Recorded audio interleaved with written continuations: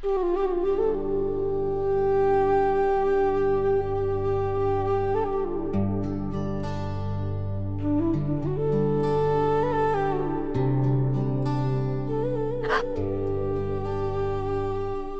तुम डर क्यों गई? देव सर, आप अचानक ऐसे मारे को पकड़ लेंगे तो डर तो लगेगा ही ना, और कोई देख लेगा तो वो भी यही कहते कि तुम मेरी लीगली वेडेड वाइफ हो। देव सर, थोड़ा सब्र तो कीजिए। सब्र ही तो नहीं हो रहा है वसु। और जब से मुझे तुम्हारे और मासा के अवार्ड मिलने का अनाउंसमेंट पता लगा है ना, तब से मेरा मन कर रहा है कि मैं ढोल लूं और पूरे उदयपुर में निकल के इस चीज के बारे में बताऊं। एनीवे, तुम पैकिंग की तैयारी शुरू करो, तुम्हें मासा के साथ अवार्ड लेने दिल्ली भी जाना है।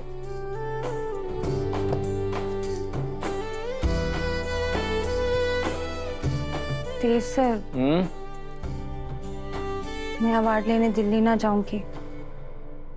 देवी हुकुम चाह तो रही है, वही ले आवेंगे ना हमारा अवार्ड भी। लेकिन तुम्हें मासा के साथ जाने में कोई प्रॉब्लम है? आप कैसी बातें कर रहे हैं देव सर?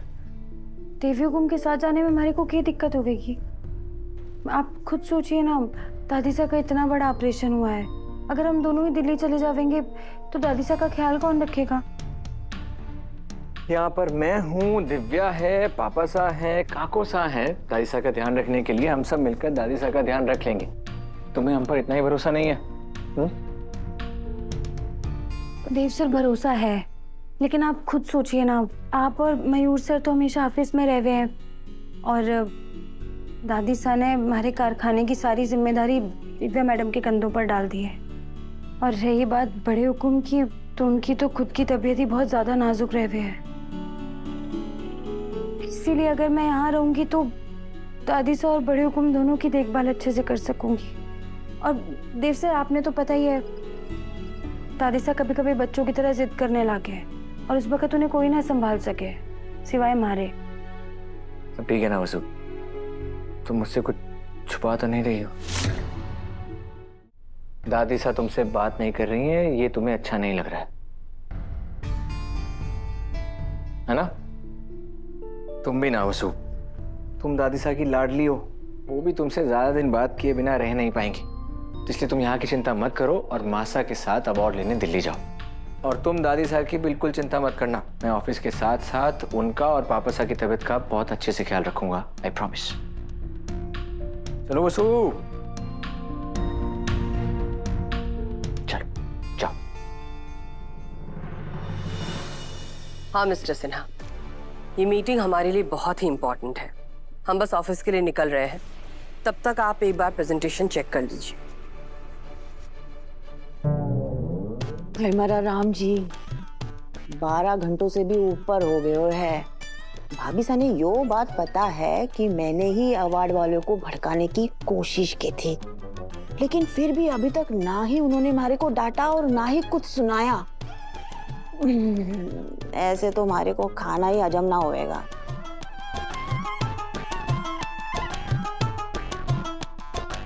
एक बार आप टीम को भी बता दीजिए, ठीक है? हाँ, वैसे तो हमने, हाँ, आप जब देखते होंगे तो हमें एक बार फिर से कॉल कर दीजिएगा। वैसे हम तो अभी आ ही रहे हैं। हम आपको कॉल करते हैं। क्या बात है सारिका, तब से हमारे आगे पीछे क्यों घूम रही हो? भाभी साहब, आप हमारे से नाराज है, फिर भी आप हमारे को डांट क्यों ना रही है? डांट के क्या फायदा सारिका, कुछ बदलने वाला तो है नहीं। इसलिए हम अपने आप को ही बदलने की कोशिश कर रहे हैं। कोशिश कर रहे हैं कि तुम्हारी किसी भी हरकत से हमें कोई फर्क ना पड़े। गलती हमारी है जो हमें लगा था कि तुमसे बात करके तुम्हें समझा सकते हैं। सारिका, नाटक करने की कोई जरूरत नहीं है। हम जानते हैं तुम्हें किसी बात से कोई फर्क नहीं पड़ता। एक मिनट भाभी साहब, आपने आपके मन की बात तो कह दी, लेकिन क्या कभी भी आपने हमारे से यो पूछा कि बार बार मैं यो सब क्यों करूं?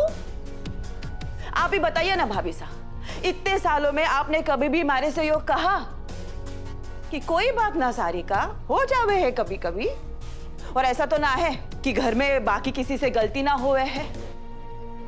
चलो अपने लोगों ने हर कोई माफ कर देवे है, लेकिन भाभी साहब आपने तो उस पराई वसु ने भी माफी दे दी, तो फिर हर बार मारे को ये सजा क्यों भाभी साहब?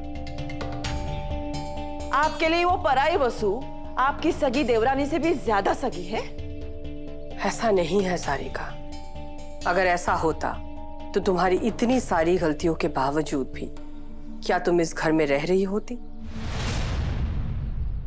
और एक बात, तुम अपनी तुलना वसुधा के साथ मत करो। क्यों ना करूं भाभी साहब? वो पराई होते हुए भी आपकी सगी बनी बैठी है। अब आप यो ना कहिएगा कि वो आपकी बड़ी बहू है। हमारे को तो लग रहा है कि आप और वसु मिलकर सास और बहू होने का दिखावा कर रही है। आपने अभी भी उसे अपनाया ना है, लेकिन फिर भी वो बात मैं किसी के सामने ना कह रही। काकी साहब, अब सुबह सुबह कैसी बातें कर रही हैं? अगर आपको ठीक से याद नहीं है तो मासा ने सिर्फ हम घर वालों के सामने नहीं, पूरी मीडिया के सामने वसु को अपनाया, दिल से उसे अपनी बड़ी बहू माना है। और अगर आपको अभी यकीन नहीं हो रहा है तो याद कर लीजिए कि वसु को और मासा को झूठ और फरेब से कितनी नफरत है। लेकिन देव मासा, में रहने दीजिए आप। हम सब आपको मानते हैं, जानते हैं कि आपने वसु को दिल से अपना लिया है, इसलिए काकी साहब की बात को इग्नोर कीजिए और ऑफिस चलिए। आज एक बहुत इंपॉर्टेंट मीटिंग है।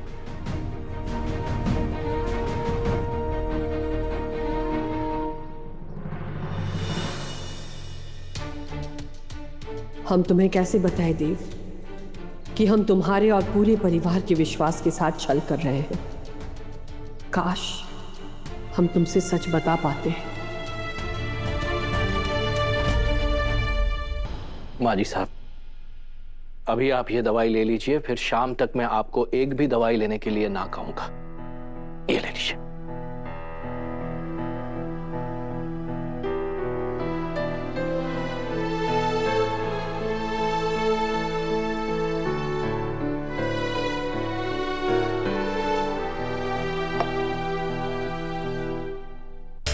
दादी सा के पास चलिए ना हमारे साथ, बता देते हैं उन्हें कि आपने कभी हमारे को बहू के रूप में स्वीकार किया ही ना।